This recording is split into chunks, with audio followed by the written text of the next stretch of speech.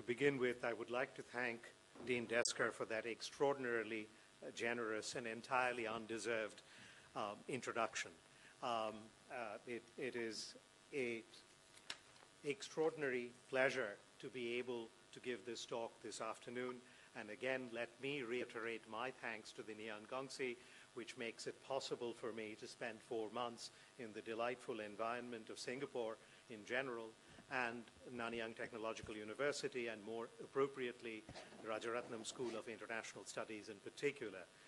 It is a marvelous environment to be working in and to have this opportunity to pursue one's scholarship and to focus on one's intellectual life. It is a rare and unusual opportunity, and I am deeply grateful both to the Nyan Gongsi and to RSIS for making this possible. My talk today is focused on India's quest for great power status, and Dean Desker has very aptly provided a very brief but succinct introduction to the subject. What I intend to do in the next 45 minutes is to divide my talk into 5 distinct segments. First, what I intend to do is to talk about how India embarked on the quest for a great power status between 1947 and 1964. Then there was experienced a long period of stagnation between 64 and 1991. And then from 1991 to the present day has in considerable measure been able to realize its promise as a great power.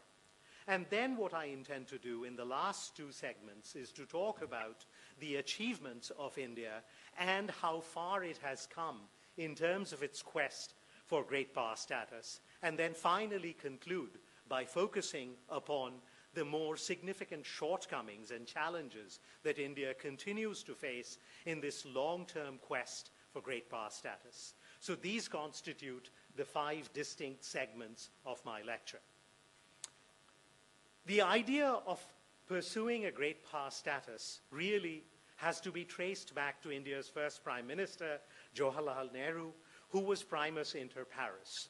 There was no one in the Indian cabinet who was as knowledgeable or as interested in matters concerning international affairs and foreign policy as the first Prime Minister of India. He was a man who was extraordinarily erudite and had taken an interest in international affairs as early as the early 1920s. And since he was so knowledgeable about international affairs,